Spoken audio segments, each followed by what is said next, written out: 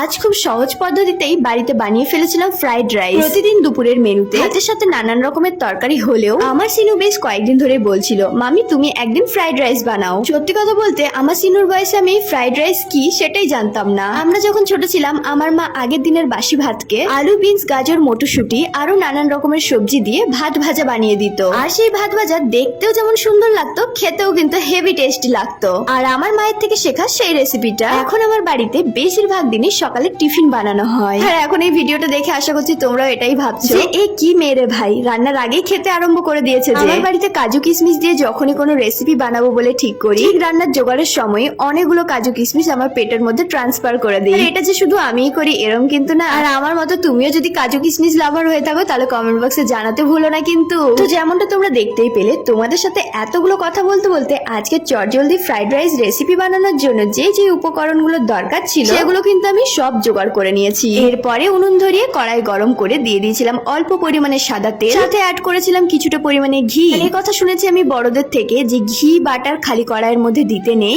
অল্প তেল দিতে হয়, তারপরে বাটার বা ঘি ইউজ করতে হয়, নইলে ঘি বা বাটার পুড়ে যাওয়ার চান্স থাকে। তারপরে যে সবজিগুলো কেটে রেখেছিলাম দিয়ে দিয়েছি সেগুলো। আর এখন অ্যাড করব গোটা গরম মশলা, যেমন দারুচিনি, এলাচ, লবঙ্গ। এরপরে সবজিগুলোকে কিছুক্ষণ নাড়াচাড়া করে হালকা ভাজা করে নেব, যাতে সবজির যে কাঁচা গন্ধটা সেটা যেন হালকা বেরিয়ে যায়। আর এরপরে অ্যাড করলাম অল্প পরিমাণে নুন। নুনটা এখন শুধুমাত্র সবজি ভাজার জন্যই আমি ইউজ করলাম, তার কারণ ভাতটা দিতে এখনো বাকি আছে, নুনের পরিমাণ কম বেশি হয়ে যেতে পারে। তো এই সবজিগুলোকে এখন ঢাকা দিয়ে কিছুক্ষণ ভাজা করে নেওয়ার পরে এখন সবজিগুলোর রং কিন্তু অনেকটাই বদলে গেছে। আর আগের থেকে যে কাজু কিশমিশ গুলো ভিজিয়ে রেখেছিলাম সেগুলো এখন দিয়ে দিচ্ছি সবজির মধ্যে। এরপরে সবজির সাথে কাজু কিশমিশকে খুব ভালোভাবে মিশিয়ে নিচ্ছি। অনেকেই আছে ফ্রাইড রাইসের মধ্যে ভিনিগার, সয়া সস ইউজ করে, তবে অন্যের কথা ছাড়ো, আমি যেভাবে ফ্রাইড রাইস বাড়িতে বানাই সেটাই তোমাদের সাথে শেয়ার করলাম আজকে। আর আমার বানানো এই ফ্রাইড রাইসের রেসিপিটা কেমন লাগলো, সাথে তুমি কোথা থেকে আমার এই ভিডিওটা দেখছো কমেন্ট করে জানাতে কিন্তু একেবারে ভুলো না। সবজিগুলোকে সব ভালোভাবে মিশিয়ে নিয়ে আমি এখন দিয়ে দিচ্ছি ভাতটা। এই ভাতটা আমি আগে থেকে গোটা গরম মশলা, অল্প সাদা তেল আর পরিমাণ মতো জল দিয়ে প্রায় 70% কুকড করে রেখেছিলাম।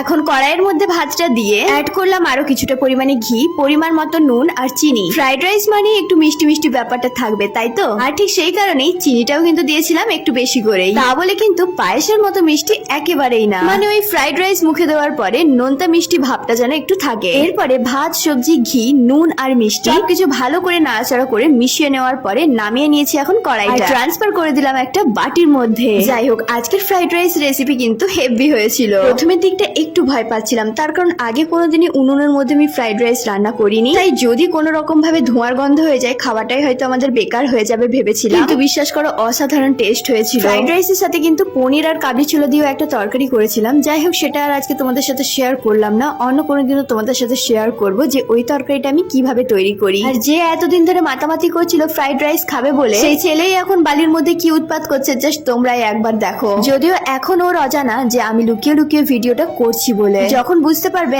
আমি আজকে ওর ভিডিওটা করছি তখন ওর রিয়াকশন কি হবে জাস্ট তোমরাই দেখে নাও একবার।